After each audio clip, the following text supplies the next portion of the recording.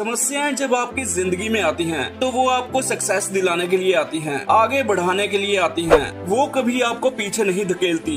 ये कहना है आईएएस ऑफिसर कोमल गनात्रा का। जी हाँ दोस्तों, आज की इस छोटी सी वीडियो में हम बात करेंगे आईएएस ऑफिसर कोमल गनात्रा की स्ट्रगल स्टोरी के बारे में। तो कोमल गनात्रा जब 4 साल की थी, तब उनके पिताजी उनसे कहा करते थे कि बेटा तू बड़ी होकर आईएएस ऑफिसर बनना। लेकिन ये बात आगे चलकर सच होगी। ये बात शायद कोमल मैम भी नहीं जानती थी। और आगे चलकर उन्होंने 3 भाषाओं में ग्रेजुएशन की। उसके बाद उन्होंने महज 1000 सैलरी पर बच्चों को पढ़ाना शुरू कर दिया और साथ ही में वो यूपीएससी एग्जाम की तैयारी भी करने लगी। लेकिन उस वक्त उनकी शादी एक एनआरआई से हो गई और उनके पति नहीं चाहते थे कि वो यूपीएससी का एग्जाम दें। तो कोमल मैम ने भी कह दिया कि चलो ठीक है। लेकिन शादी के महज 15 दिन बाद ही उनके पति उन्हें छोड़कर न्यूजीलैंड चले गए और फिर उनसे कभी बात करने की कोशिश तक नहीं की। इस घटना से कोमल मैम अंदर से काफी टूट चुकी थी और फिर कोमल मैम ने भी न्यूजीलैंड जाने के बारे में सोच ही लिया था। लेकिन काफी सोचने के बाद कोमल मैम को समझ आया कि किसी इंसान के पीछे भागना जिंदगी का लक्ष्य नहीं होता।